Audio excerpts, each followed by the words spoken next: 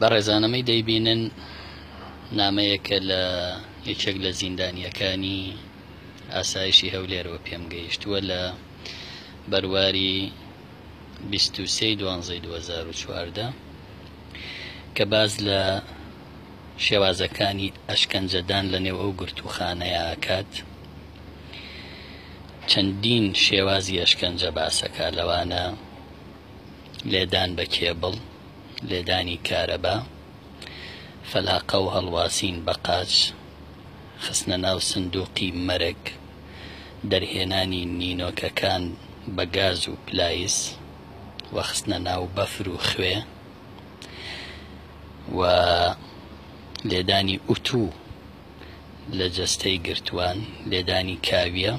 کە بۆ خۆی یەکێکە لەو کەسانەی تا ئێستا ئاساری ئەو ئەشکەنجانە بە جەستەیەوە ماوە، ڕاوەستان لەسەر یەک قاچ بۆ ماوەی زیاتر لە هەفتەیەک تاکو گرتووە کاکەوێتە خوارەوە لە هۆش خۆیەکێ، بە چەندین جۆری شێوازی ئەشکەنجەی دەرونی و سوکایەتی بە عەرز و ناموسیان و ژووری تاکە کەسی،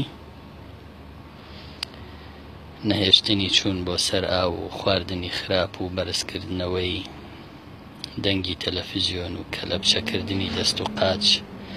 لە نێو قاعە و زەوتکردنی. بەرحاڵ ئەمە نامەیەکە لە کلێنسا بۆ من هاتووە لەم سەردەمی ئازادی و دیموکراسی کە ئیدعای بۆ کرێ. ئەمەیە حورمەتی مافەکانی مرۆڤ، ئەمەیە پێشێلکاریەکانی کە ناو و سومعی هەرێمی کوردستان لە کەدارەکە بەداخەوە. زیندانیەک ناچار ببێت لە کلێنسا نامەیەک بنێرێتە دەرەوە باز لە شێوازەکانی ئەشکەنجەدانی خۆی بەم جۆرە بکات، ئەبێ خەڵک چ دڵێک بەوە خۆشکات کە لە وڵاتە چی دەگوزارێ. بۆیە بەڵێن بێ ئەم نامەیە گەێنمە هەموو دونیا، چکە لە ماوەیە 2 ساڵە تا ئێستا ئاسایش ڕێگر بۆ لەوەی ئێمە بچین زیندانەکانیان بە پشکنین چاودێری بکەین لەبەر کردەوە ناشیرینەکانیان کە سومع و ناوبانگی هەرێمی ناشیرین کردووە. ئەمە وڵاتەکەمانە، ئەمە حورمەتی مافی مرۆڤە، بۆیە خەڵک بە دوای حورمەت و کەرامەتە ئەم وڵاتە جێڵێ.